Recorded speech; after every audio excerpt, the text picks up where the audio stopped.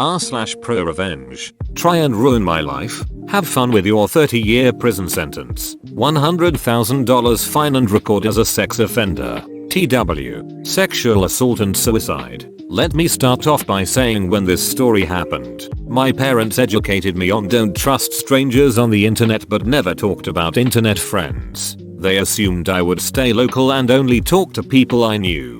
They were very wrong in assuming so. This story includes loads of backstory but I'll take some of the less important parts out to shorten it. Obviously none of these names are real. All of it is really important to the story. Summer going into freshman year I was 13 and just joined the girls varsity swim team. I had a few friends from middle school on the team, but one of the girls I was closer to than the others. Let's call her Tiffany. Tiffany and I started hanging out more and more, and eventually I became a part of her circle. This was around the time that Kik was huge, and she added me to the group chat with a lot of her internet friends. It was at this point where I was introduced to the catfish, who we'll call Kevin. He lived in the next state over and was a main participant in the group chat. Very easy to like because of his banter and his good attitude. Kevin was online dating a friend, who we'll call Angelica. She was a part of Tiffany's circle and was in the group chat with us. As time went on, Kevin took an interest to me, and soon we became friends outside of the fateful group chat. We talked every day, at least 3+ hours on the phone, and eventually I introduced him to some of my other friends around my town. He ended up becoming friends with people in at least 7 different schools in my district, and most of my freshman class knew who he was.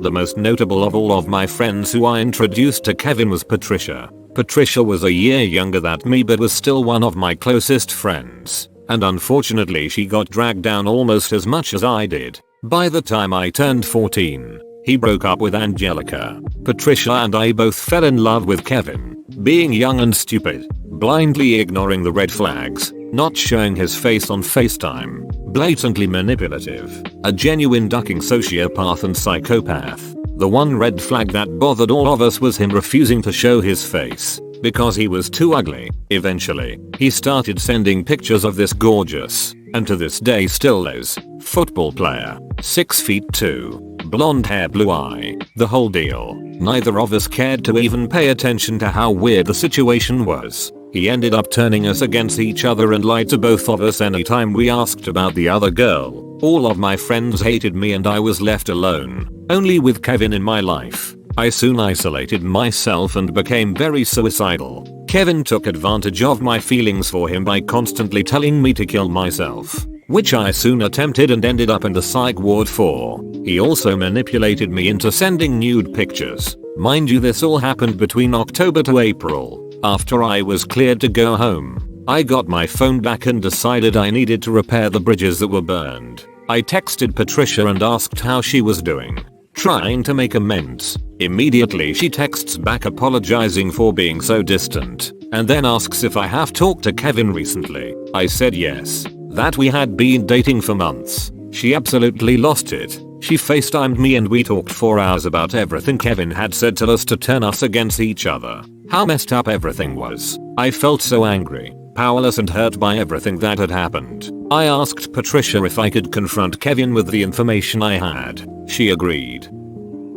I texted Kevin saying some pretty nasty things, saying I never wanted to talk to him again, and if he talked to Patricia I would send people after him. Kevin retorted, saying if I told Patricia what I knew, he had no idea any of the info I had came from her. He would make a group chat full of at least 50 people from every school in my district, send my nudes into it, and tell everyone who I slept with. Kevin knew I was raped the beginning of the year, but wanted everyone to think I was a liar. He was the only person I told, and used it against me. I called him bluff, and told Patricia what he said. We both didn't believe he would do anything, so she confronted him. The next morning he did exactly what he said we was gonna do. My parents found out and it was the absolute worst moment in my life.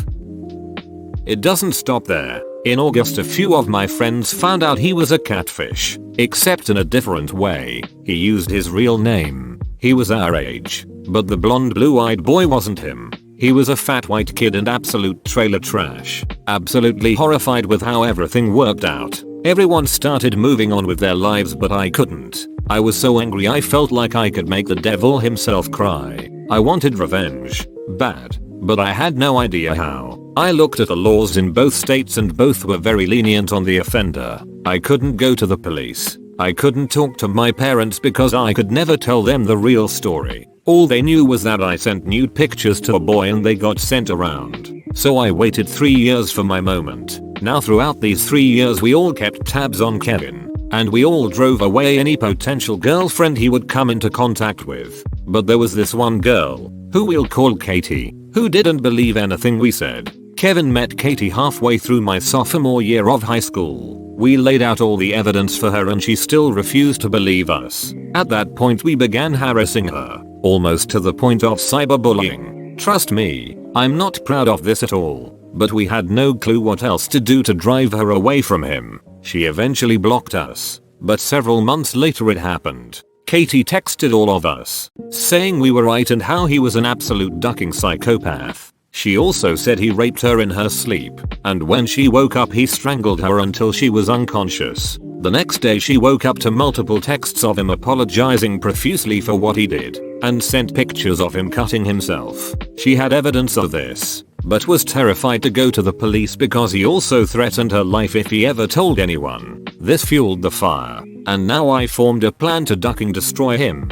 I told her I wanted to help her, but in no way pushed her to do what happened next. The revenge. I told my parents I was spending the night at Patricia's. We drove the 5.5-hour drive to his hometown and met with Katie. I explained that if she went to the police now, she would give other girls a chance to be saved. I guaranteed her protection and she finally agreed. We went to the local police station that night, and I helped her file a report. The police said they would bring him in for questioning and such, but there was no guarantee they would be able to press charges. Even with the photos and the texts, there was no DNA and no rape kit because it was weeks later. After we left, Katie had another brilliant idea. She said a friend from school told her he was talking to a new girl who still had a boyfriend. This boyfriend had really bad anger issues and Katie said she had proof of his girlfriend cheating. So she sent me the proof, his number, and on one of those phone number apps I sent it to Kevin's lover's boyfriend. The text said Kevin's full name and address. Patricia and I left, and for 2 days it was silent. We later found out that the boyfriend grabbed a couple buddies, went to his house, beat him senseless, nothing major, just a lot of bruising and a black eye, and destroyed his car. At the hospital, police questioned him, and he attempted to assault one of the officers for accusing him of something he didn't do. He was then arrested after the hospital cleared him. His family was too poor to bail him out, so while he was in jail the police had a warrant to search his phone and laptop to find any evidence they could of the sexual assault. Not only did they find the texts corroborating Katie's story, they found my nudes along with Patricia's, Angelica's and at least 10 other girls who were 13-14. Since he was 18 at the time, he was charged with possession of child pornography.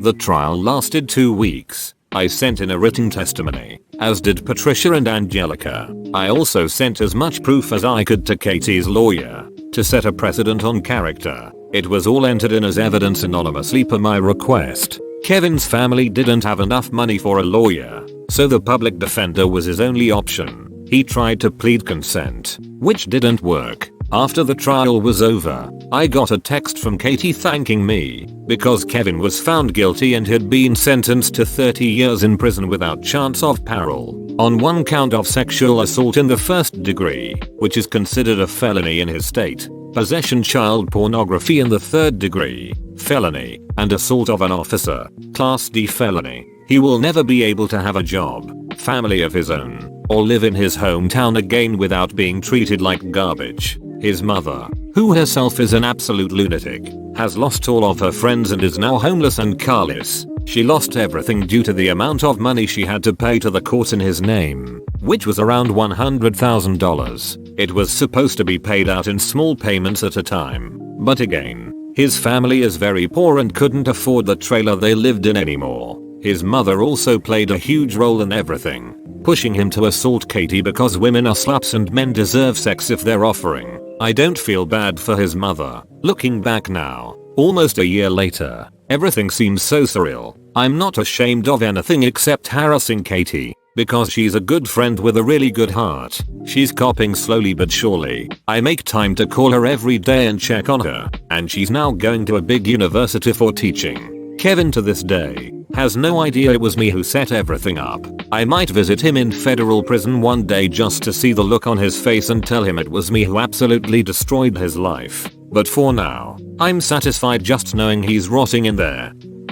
Cheat on me? You'll get deported, arrested, and never see your child again. Note edit. I am not American, and ICE was not involved in any way, as this did not occur in the United States. As well, my ex-boyfriend and I are both white, so there was no racial motivation. I've read a lot of these and listened to some amazing narrators on YouTube, so decided to post the story of my ex-boyfriend. Throwaway account for obvious reasons. Apologies for the long story. I edited out as much as I could, so the story isn't too long. Also, apologies if this is the wrong subreddit. I'm a little new to all of this. My ex-boyfriend and I are both native-born citizens of the same country in North America. We got together when I was still in post-secondary working towards my degree, and he was taking some time before he started post-secondary to work and save up money. Our relationship was basically perfect from my perspective. We had similar goals and expectations. We both seemed mature and able to work through any problems we had,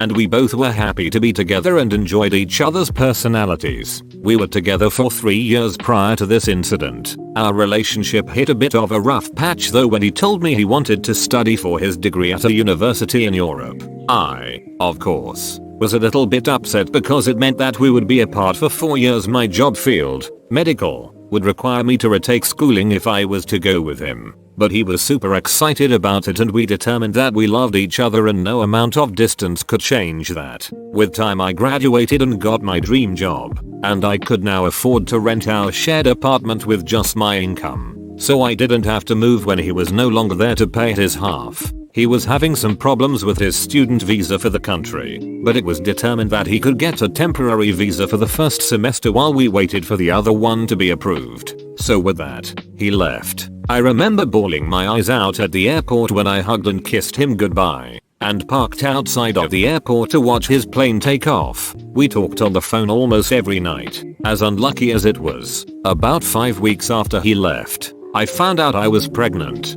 Horrible timing, I know. When I told him I was pregnant, he immediately accused me of cheating on him while he was gone. I thought it was a bit odd, since he had never even mentioned such a thing, and it seemed really out of the blue. That obviously led to a big fight, and I felt offended and disgusted that he would even consider it a possibility. When he came home for Christmas, he was super happy and love dove with me, saying he was excited. He even proposed to me on the car ride home from his parents' house on Christmas Eve. I was so happy and overjoyed that it felt like everything would work out okay. When he went back to school, it was again stressful to go through the pregnancy without him, but both his parents and mine were incredibly supportive. They helped me get everything I needed for the baby, and even threw me a surprise baby shower. When I gave birth, my ex watched it over Skype from his mom. When he finished his exams, he came home to be with us. He immediately started talking negatively about our daughter,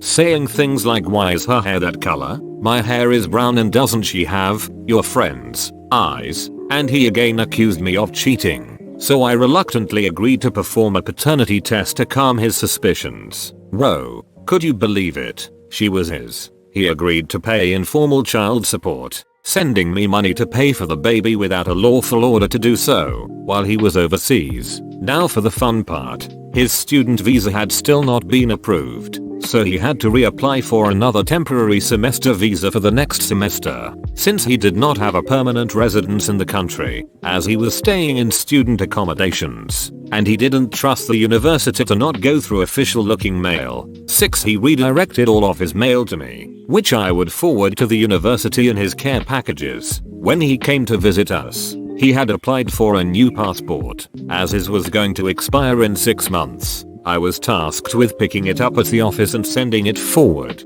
However, around midterm exam season, I decided our daughter and I would travel to deliver the care package in person and visit. I had to get her an infant passport and book the tickets, but a couple months later we were getting on a plane. Side note, traveling with a baby sucks and I'm sorry to everyone else on the plane. When we got to the country, I settled into our hotel, but was too eager to see him. I taxied to his university only about 45 minutes from the airport and went to his dorm room on campus. I knocked on the door, holding our daughter. A woman answered the door. At first, I assumed it was his roommate or something, but I don't remember him mentioning he had one. Denial is a powerful thing, I guess. I asked her where he was, and she said he was inside and called out to him. I heard a "Who is it, babe?" as he came to the door, and when he saw me, he froze. He went pale and his eyes widened. The woman asked him, "Honey, who is this?" And I just turned and walked away.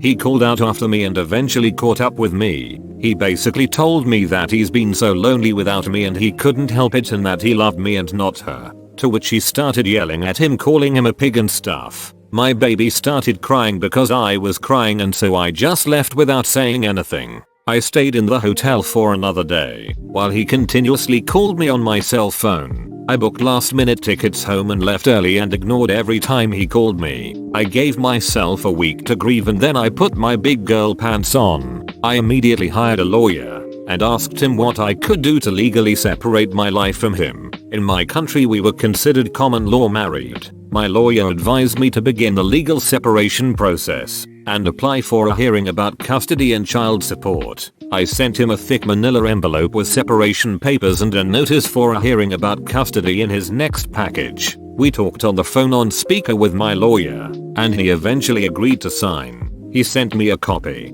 The hearing was scheduled while school was in session, so no surprise he didn't show up. I won full custody and he was given an order to pay child support appropriate for his income. He was paying for his college with a grant mostly, so he had to pay based on the grant. Now this is some revenge, but it went a little further. Remember when I went to see him? I was bringing a care package? That package contained his new passport. His passport expired, and he was still in Europe, so he couldn't travel back to our home country legally. He yelled at me on the phone to send him the passport, but I got an idea. He hadn't been paying the child support, probably because he couldn't afford it with tuition and wasn't working. So he had a warrant for his arrest in my home country because of it, contempt of court, or something. And he had never been approved for a student visa, only the temporary one. And since his final exam concluded and it was summer, he technically wasn't supposed to be in Europe. But he couldn't travel home because he didn't have a passport. It would be a shame if someone anonymously reported him to the embassy for overstaying his visa. Now wouldn't it? He got deported back to our home country, where he was arrested at the border. I don't know exactly what happened, but he spent a couple months on probation and with a criminal record. Can no longer apply for a visa of any kind to study abroad. Sorry about that future of yours, but I guess you shouldn't cheat on someone who loves you to the ends of the earth. The mother of your child. Have a nice life, because we sure will. Oh, and don't forget to put that check in the mail. It's paying for a little girl's future education. Note edit 2. For those people saying that I'm abusing my daughter, I'm not. Since returning, her father has never reached out to me and has made no indication that he wants to see his daughter. She has a relationship with his parents, who adore her as grandparents do, but he has not tried to reconnect personally, as well. If he did want to see her in the future, I would be okay with it. He is her father, after all. Bro, you made it to the end? You're a ducking beast. I'll cut you a deal. Smash like and subscribe for more curated content. It's free and that's a great price.